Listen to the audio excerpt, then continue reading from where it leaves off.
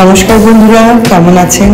আমি makeup artist রূপা অর্চিতা চক্রবর্তী চলে এসেছি একটা নতুন বিয়ের কনের সাজসজ্জা নিয়ে। হ্যাঁ, বিয়ের কনের নাম লীনা। আজকে ওর মুসলিম ব্রাইডাল মেকওভার নিয়ে আমি তোমাদের সাথে শেয়ার করব ওর পুরো মেকআপ লুকটা, যেখানে থাকছে পরপর কি কি প্রোডাক্ট দিয়ে আমি ওর পুরো লুকটা কমপ্লিট করেছি, সেটা তোমরা এই ভিডিওতে কিন্তু দেখতে পাবে। তবে জানো বন্ধুরা, আমি একটা নতুন জিনিস লক্ষ্য করলাম।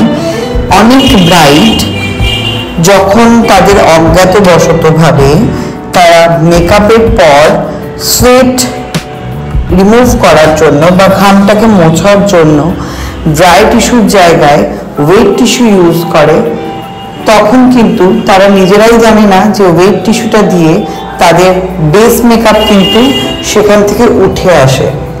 কালকে আমার ক্লায়েন্টও ঠিক সেটাই করেছিল।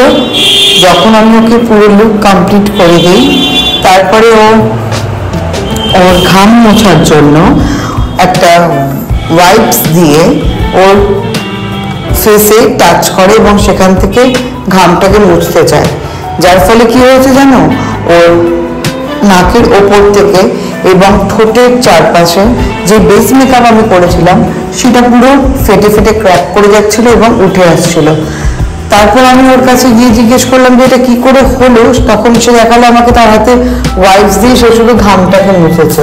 সে বলছে যে টিস্যু দিয়ে সেটা সে ড্যাপ করে করে মুছেছে, বাট টিস্যুটা আমি হাতে নিয়ে দেখি সেটা একটা মেকআপ রিমুভার ওয়েট টিস্যু, যেটা দিয়ে পুরো মেকআপটা কিন্তু নষ্ট হয়ে যেতে চলেছিল। তারপরে আমি আবার ওকে ঘরে বসিয়ে নিয়ে সেই জায়গাগুলো টাচ আপ করে আবার ঠিকঠাক করে ওকে প্রস্তুত করে ফেলি। চলো, এবং পুরোটা দেখানো হলো ওর মেকআপ লুকটা। তোমরা জানিও কেমন লেগেছে ওর বিয়ের এই সাজটা, অবশ্যই কিন্তু জানিও বন্ধুরা।